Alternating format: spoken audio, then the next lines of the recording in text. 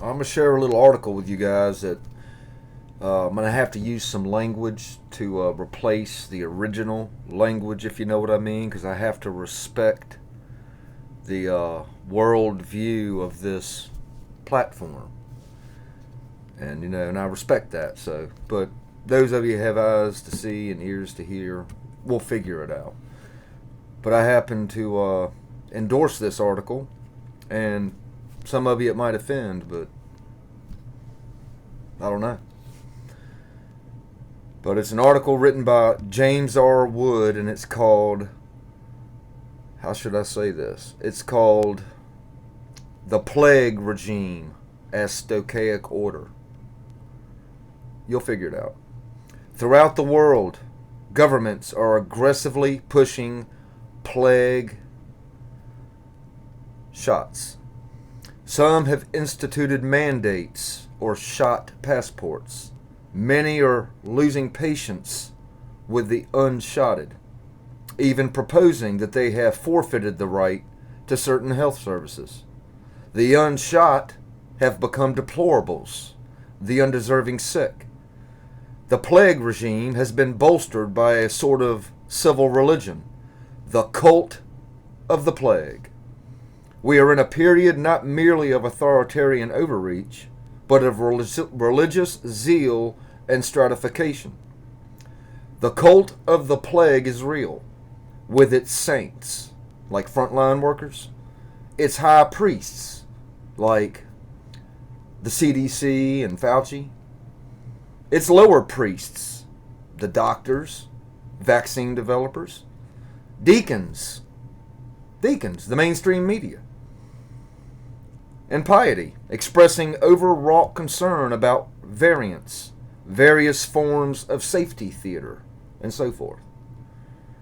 With the arrival of shot passports, public spaces become sacred, holy realms accessible exclusively to those purified by one of the shots.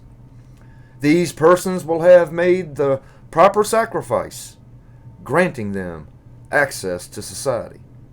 These forms of stratification and segregation can be understood as a reversion to what Peter Leithart has called Stoicheic order. This refers to the Pauline concept of the elements, the stoicheia in Greek, the elements of the world, stoicheia. Ancient pagan nations organized their societies according to Stoicheic rules, with religious practices and purity system based on binaries of pure and impure, clean and unclean, sacred and profane, and so forth. These were deemed necessary for life in the flesh. In Paul's writings, Leithart explains, flesh refers to human existence after the fall.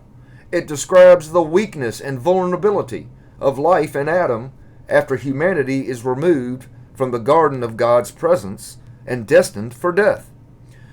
The various socio-religious arrangements in ancient societies understood the impotence of the flesh, but having no mean for its redemption, they created rules to remind people that flesh was the problem.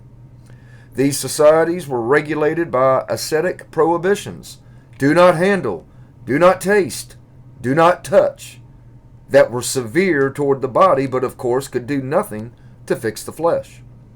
These purity systems were present among Egyptians, Babylonians, Greeks, and the Romans. For example, Egyptians were scrupulous about cleanliness, believing physical purity was necessary to please the gods. Priests had elaborate rules for eating, shaving, cleansing, and clothing.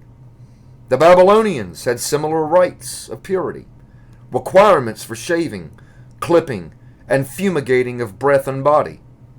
Gatekeepers guarded temples to keep out unwanted people. Pregnancy, birth, and even the death of a relative made one impure and barred one from the temple.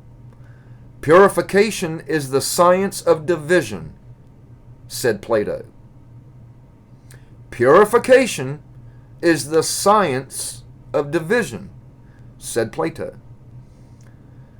The Stoicheic practices of these cultures institutionalized flesh without gesturing toward its overcoming as the religion of Israel did. They merely exclude and divide. As many have argued, modernity is not really secular, but simply religious in less obvious ways. Peter Leithart's analysis helps us see this, how contemporary secular societies have reverted to the pagan Stoicheic order of the flesh with all its binaries. The way in which governments are pushing the shot is one example. Flesh is the problem. We must have a sort of religious faith in these shots, ignoring all scientific evidence about natural immunity and varying levels of risk across demographics. Only with proof of this purification is one permitted to enter all the temples of modern society. Restaurants, the gym, workplaces, and so forth. The unshot are viewed with suspicion.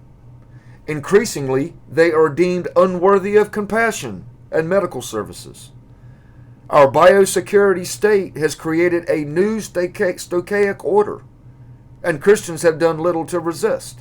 In fact, most are found cheering it on. The Word took on flesh, condemned sin in the flesh, and overcame the problems of the flesh in his resurrection and creation of the new society in the Spirit. Walls of division were broken down.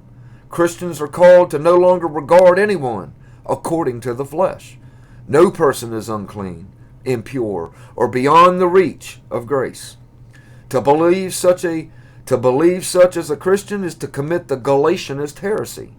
Unfortunately, Leithart argues, Galatianism has been an ever-present temptation in the Christian era.